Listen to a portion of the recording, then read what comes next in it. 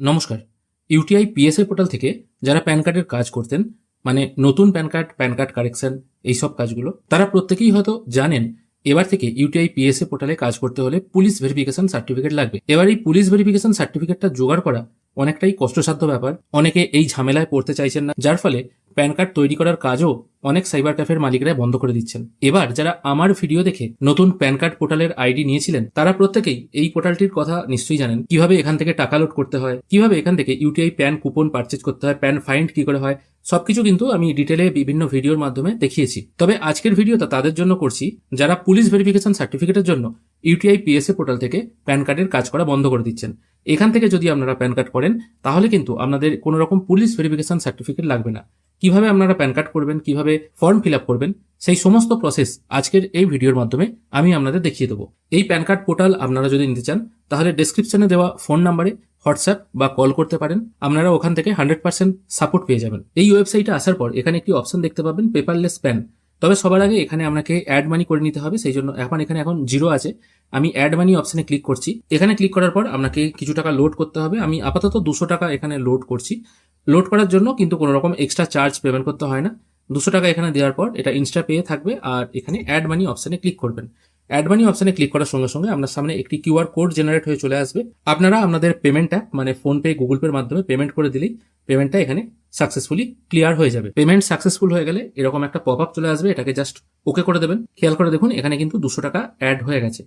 এরপর paperless pan বানানোর জন্য আপনাকে এই পেপারলেস প্যান মানে ড্যাশবোর্ড, তার নিচে পেপারলেস প্যান আছে, এই অপশনটার উপর ক্লিক করতে হবে। এখান থেকে আপনারা নতুন প্যান কার্ড কারেকশন সবকিছুই করতে পারবেন। নতুন প্যানের আবেদন করার জন্য নিউ প্যান কার্ড এই অপশনটার উপর ক্লিক করবেন। এখানে আপনাকে টোটাল একটা ফর্ম ফিল করতে হবে। এখানে ক্যাটাগরি ইন্ডিভিজুয়াল, এটা বাই ডিফল্ট থাকবে। তারপর যে ক্যান্ডিডেটের প্যান কার্ড হবে তার ফার্স্ট নেম, মিডিল নেম এবং লাস্ট নেমটা পুট করে দেবেন। ফার্স্ট নেম এবং লাস্ট নেম পুট করলে automatic name on the card মানে কার্ডে কি নাম আসবে সেটা অটোমেটিক এখানে টাইপ হয়ে চলে আসবে। তারপর ক্যান্ডিডেটের ডেট অফ বার্থটা এখানে পুট করবেন। তারপর তার জেন্ডার এখান থেকে সিলেক্ট করতে হবে। তারপর ক্যান্ডিডেটের বাবার নাম এখানে পুট করতে হবে, প্রথমে লাস্ট নেম, তারপর ফার্স্ট নেম এবং তারপর মিডিল নেম। তারপর ক্যান্ডিডেটের আধার নাম্বারের ঘরে পুট করতে হবে।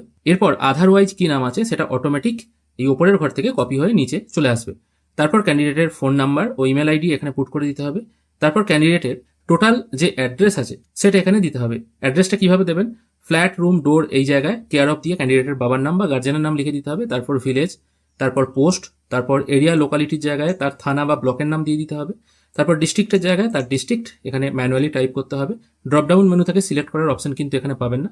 স্টেট এখান থেকে আপনারা ড্রপডাউন মেনু থেকে সিলেক্ট করতে পারবেন। তারপর তার পিনকোড এবং প্যান কার্ডটা এটা নর্মালি রাখবেন, যদি মাইনর হয় মাইনরও করতে পারবেন। 2 টাইপের প্যান কার্ডই কিন্তু এখানে করা যাবে। আমি আপাতত এটা নর্মাল রাখছি। তারপর এখান থেকে সিটিটা চুজ করে নিতে হবে।